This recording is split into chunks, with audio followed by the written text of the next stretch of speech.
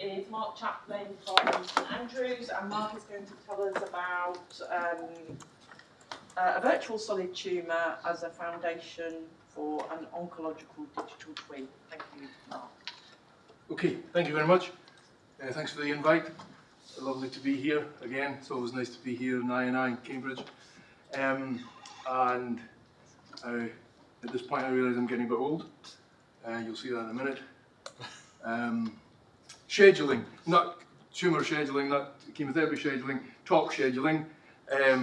Met with Kristen on Wednesday and realised I was at this point in the schedule, one talk away from tea. I'm needing to finish at 3:10 for an important reason, not for tea, but an important textual reason, which you'll see. But Kristen suggested we might do a double act.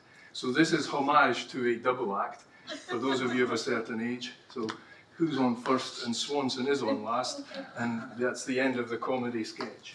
So the other thing is that I need to do this in 15 minutes, and I'm getting old. Here's a quote from Paul Erdos.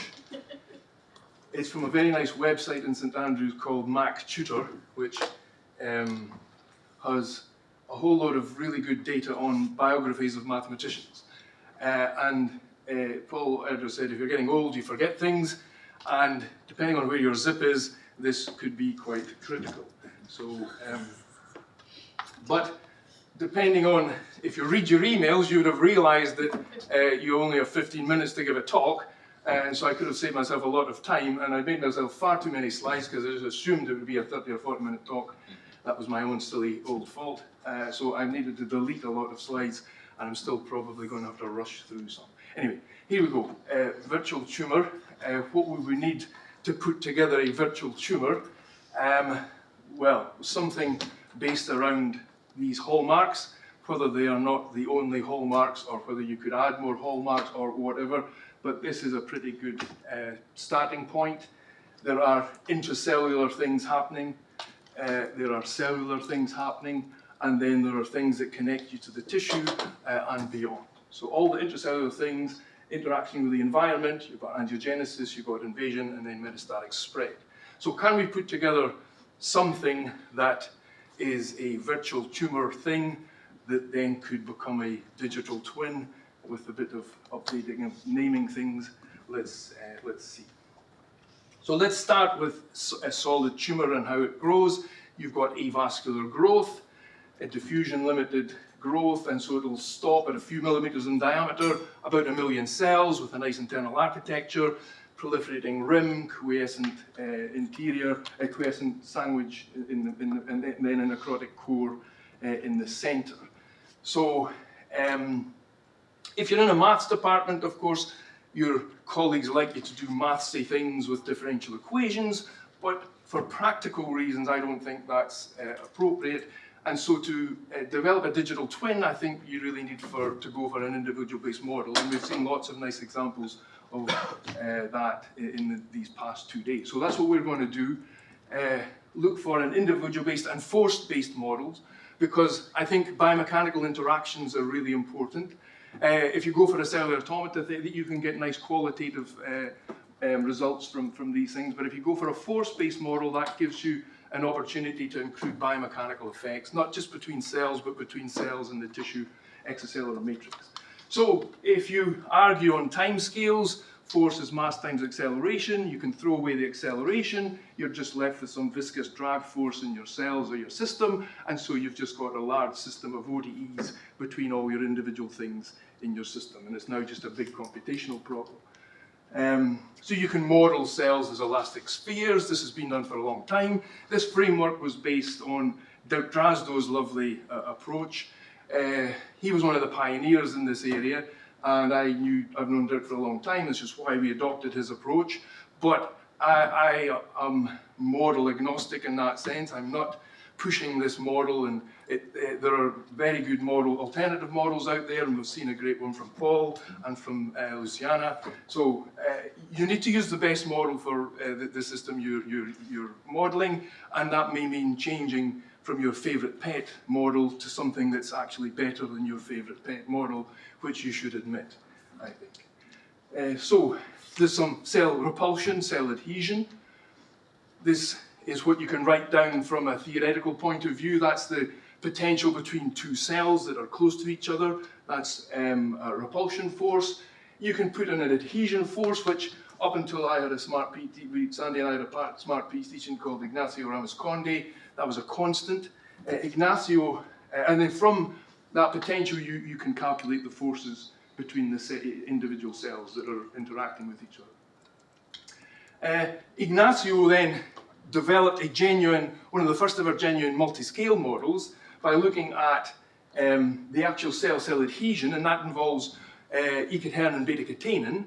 And so Ignacio went to the trouble of looking at some intracellular system of binding of these two molecules and bringing up the E-cadherin and beta-catenin molecules at the cell membrane. And then using that dynamic ODE system to estimate the adhesive force across two overlapping cells. So it was a genuine multi-scale model based on a system of ODEs inside each individual cell, and that was making it more accurate and more quantitative. And then you put all your cells together, all your forces together.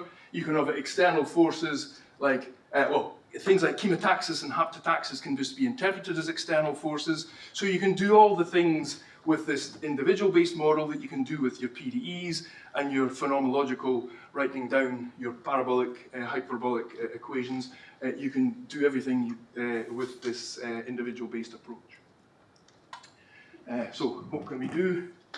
Little basic avascular growth model. I'll just speed it up so you can see you can grow your cells. So this is a simulation that's probably about now 17 years old. So we were doing this a long time ago. You can carry on growing. At 17 years ago, you were sort of computing power limited, so you weren't able to simulate so much. Of course, you could have an external nutrient field. You could kill the cells in the middle through necrosis, do all that.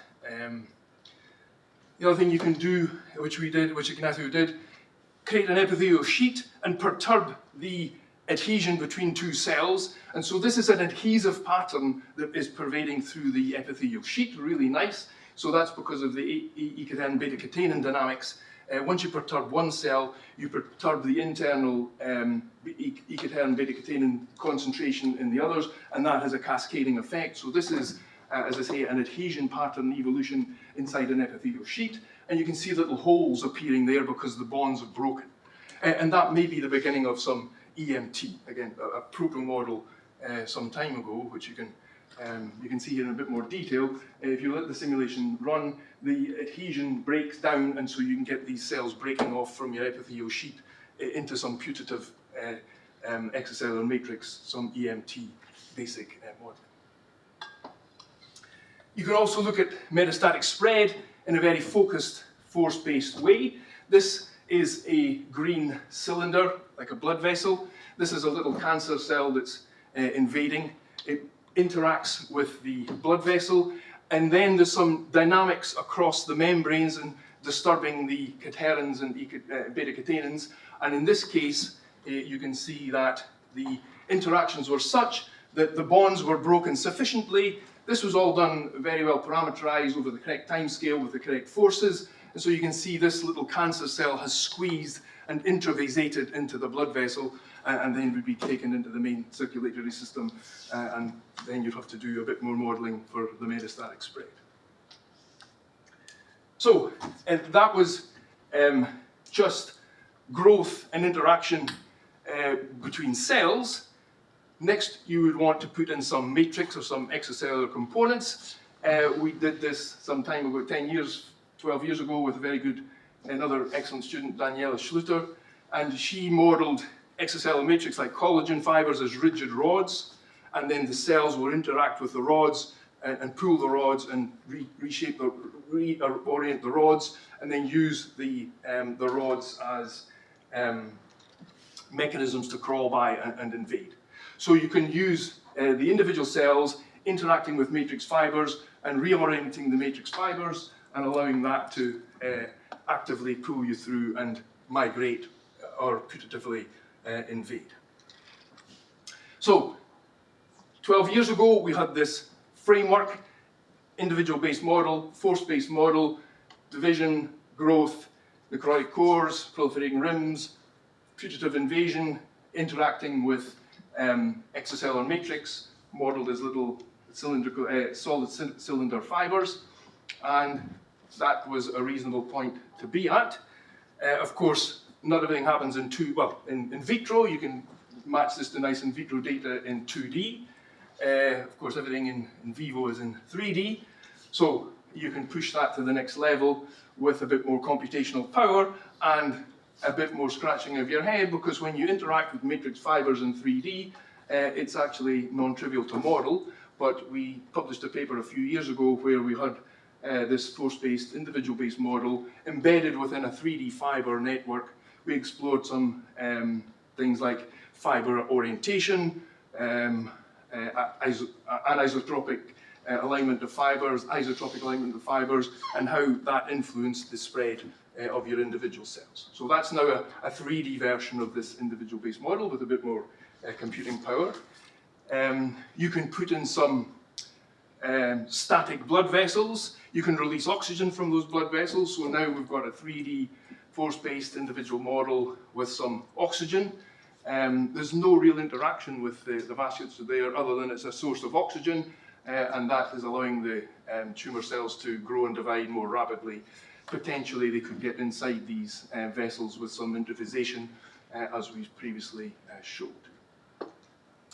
Okay, and even 7 to 9 years ago, you could push this with some HPC to simulate. So this was with some Polish colleagues. They had access to, at the time, the biggest HPC in Poland, which was in the ICM Institute for Computational Mathematics in Warsaw. So that was this blah, blah, blah blue gene system. So in 2.5 days, it was able to simulate 10 to the 9 cells. So that was some green cancer growing within some external matrix. That's not an accurate matrix, it's more cells, but it gave the cells something to interact with rather than just free space. So in 2018, we were able to simulate 10 to the 9 individual cells with this force-based model with intracellular ecodin beta-catenin pathways. So that's 10 to the 9 cells is now a palpable mass that you could feel. So that was what was happening in 2018. So what are we still missing in this type of framework? We are missing a nice angiogenesis model, but not to worry, we have one of those sitting on the shelf. Not been doing anything since 2009, as Sandy turns to Paul and laughs, because this was an exercise in transatlantic cooperation. This was Sandy, myself, and Stephen McDougall from Heriot-Watt University, who's a petroleum engineer, and looked at sludge flow through pipes until he discovered Sandy and me and our angiogenesis model, and then modelled blood flow through vessels. And Paul and John Lowengrub had a fantastic avascular model which was tracking multiple free boundaries and very nicely numerical and technical and really cool. And this was an exercise in gluing two disparate codes together, which took a bit of hard work, didn't it, Paul? Not that I knew, but you and Stephen sweated blood and other bodily fluids to achieve that. So we now have a nice angiogenesis model that we can plug in. It's a dynamic adaptive vasculature. There's a flow through that. The flow changes the size of the vessels. There's a compression feedback here, which is why we get this interesting evolution of the shape of the tumour. It doesn't just blow up like a balloon. When the vessels are compressed, they go hypoxic, they stop secreting oxygen, they secrete more VEGF, that recruits more blood vessels. So there is a really nice feedback loop in the system, and that's why you get this really interesting heterogeneous natural evolution of the shape. And then we were looking for people to give us data, and we couldn't find them, so we just stopped, unfortunately. But it's still there on the shelf. I think there was a bit of dusting off of the code, it could make it accessible. Okay, next stage with the vascular model. I continued this with Stephen McDougall. This is a 3D MRI scan of a vasculature from a mouse brain where there's a glioma. So we took this and the tissue surrounding the vasculature and we put our vascular model into this system, and we played around with some parameters. We worked out how much drug they wanted to find out. This is colleagues in Harvard wanted to find out how much drug was getting to the glioma, both through the vasculature, which Kate has just described as being ugly and badly formed, but also through perfusion over the walls of the vessel. So there's direct delivery of the drug, plus there's perfusion out into the tissue, and then diffusion and perfusion, and that's a slower process, but it does eventually give more drug to the glioma and helps to kill the cells more efficiently. Okay, this is very recent work that we've been doing in St Andrews on a 3D organotypic invasion model with some epithelial mesenchymal transition. There's some mesenchymal red cells. They've transitioned from epithelial cells in yellow. We've benchmarked this against in vitro data, three-dimensional data into our three-dimensional model. So now we have a kind of all singing, all dancing thing that we can use. We can also do metastatic spread. This is a primary tumor, three-dimensional growth and invasion. There are some blood vessels here which are just exit points. When the cancer connects with a putative blood vessel, it can then go and be transported into another organ, and so this is a framework for metastatic spread. Okay, so we've put all that together. Plus, if you then can add in, because it's an individual-based model, add in whatever else you're missing. This is an immune response, so you can put in individual immune cells connecting with the cancer cells.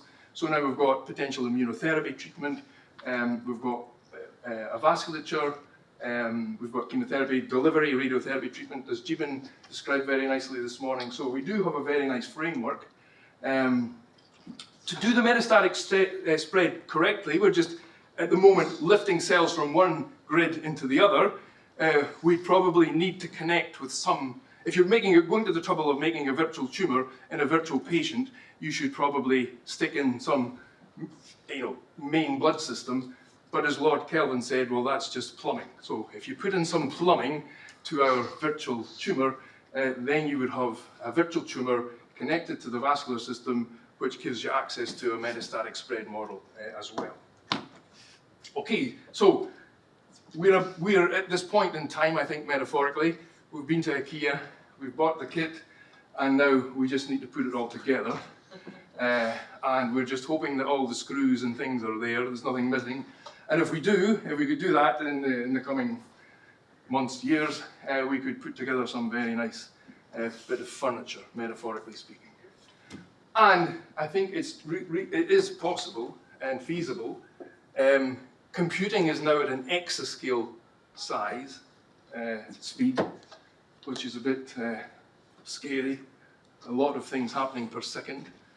I think as a community we should really be aware of this and take advantage of this and not let other communities sneak in and get time on a big machine for doing trivial things that sound sexy. Are there any physicists in the room? One, okay, two, that's fine, I don't care.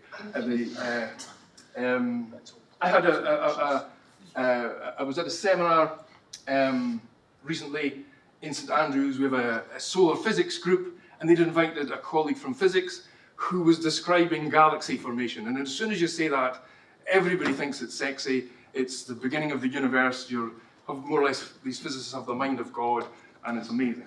And this guy, because he's a physicist, he basically had an advection diffusion system, and he didn't call it an advection diffusion system. And he was changing one parameter in his complicated galactic formation model, and it was basically the diffusion coefficient. And he was setting it low, medium, and high, and I thought that if he did that, he'd get a very compact galaxy, a kind of medium-y sized galaxy, and then a very diffuse galaxy. And in his next slide, he showed exactly that. So I thought, well, that's good. I connected with what he was saying.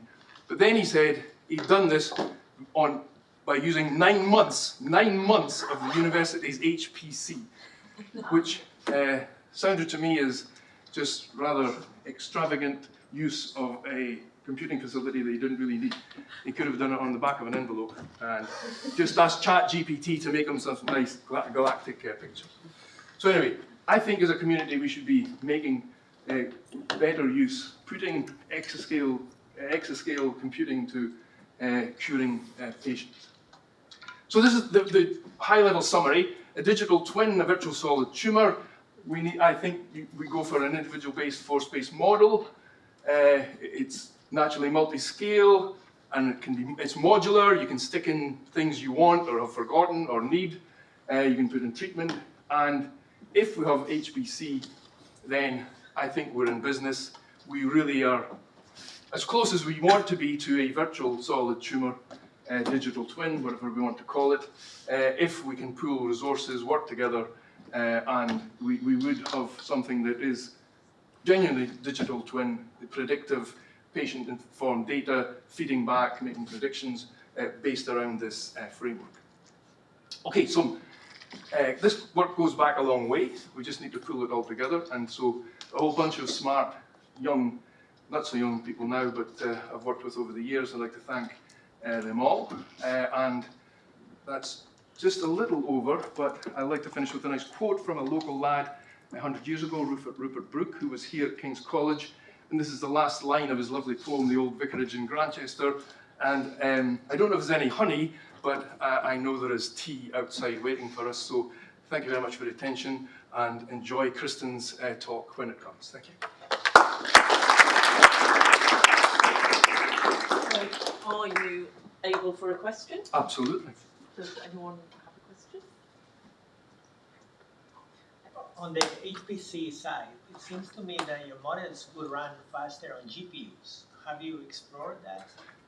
No, we have colleagues in our statistics group who are exploring GPU simulations for theirs, so I'm aware that you can use it. I'm not a computational expert, but yeah, I think as a community we could make better use of fast computational resources that are already out there. Yes, definitely. I mean, we can still use desktops and all that for the basic stuff, but I think really we should be making curing cancer by using a resource like this is better than looking at galactic formation in my opinion, galaxy formation. Any more questions? If not, I think let us thank Mark again for a really provoking talk.